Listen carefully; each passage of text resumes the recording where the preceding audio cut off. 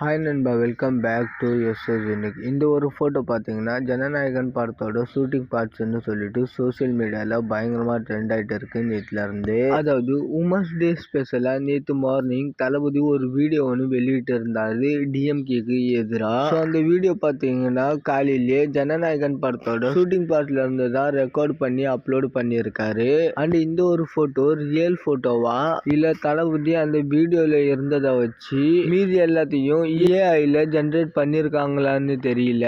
ஏன்னா இந்த போட்டோல தளபதியோட காலை பார்க்கும்போது ஏஐ ஜென்ரேட் மாதிரி தான் இருக்கு. எப்படியோ ஜனநாயகன் படத்தோட ஷூட்டிங் நடந்துட்டு இருக்கான்ற டவுட் வந்துச்சு.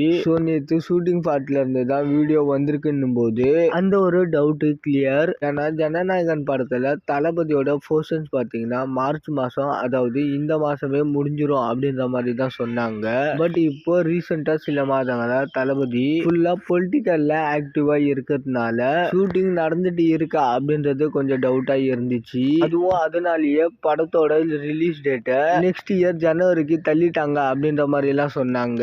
அந்த படத்தோட மொத்த ஷூட்டிங்குமே ஜூன் ஜூலைல தான் முடிய போகுது அப்படின்ற மாதிரியும் பாத்தீங்கன்னா நியூஸ் வந்துச்சு. இந்த மாசமே தளபதியோட போர்ஷன் எல்லாம் முடியுதா இல்ல ஜூன் ஜூலை வரைக்கும் ஷூட்டிங் இருக்குதான்றதெல்லாம் வெயிட் பண்ணி தான் பார்க்கணும். மேபி தளபதியோட போர்ஷன் மட்டும் இந்த மந்தோட முடியலாம். ஏன்னா ரீசெண்டா கூட ஆக்டர் பிரியாமணி அவர்கள் என்னோட போர்ஷனுக்கான ஷூட்டே ஸ்டார்ட் ஆகல, சீக்கிரமாவே ஸ்டார்ட் ஆக போகுது அப்படின்ற மாதிரி எல்லாம் சொல்லியிருந்தாங்க. அதனால தளபதி போர்ஷனை மோஸ்ட்லி ஷூட் பண்ணி முடிச்சுட்டு அதுக்கப்புறம் தான் பிரியாமணி பாபி டியோல் போர்ஷன்லாம் ஷூட் பண்றாங்க போல. தளபதியோட அவங்களுக்கு வர்ற காம்பினேஷன் சீன்ஸ் மட்டும் இந்த மாசத்துலயே ஷூட் பண்ணி முடிச்சிருவாங்கன்னு நினைக்கிறேன். அண்ட் மோஸ்ட்லி இப்போ தளபதி ஃபேன்ஸ் எல்லாரும் பொலிட்டிக்கல் விஷயத்த பேச ஆரம்பிச்சிட்டோம். ஜனநாயகன் படத்தோட ஷூட்டிங் நடக்கிறதே பெருசா வெளியே தெரியல. தமிழக வெற்றி கழகம் அந்த அளவுக்கு பரபரப்பா ஆயிடுச்சு.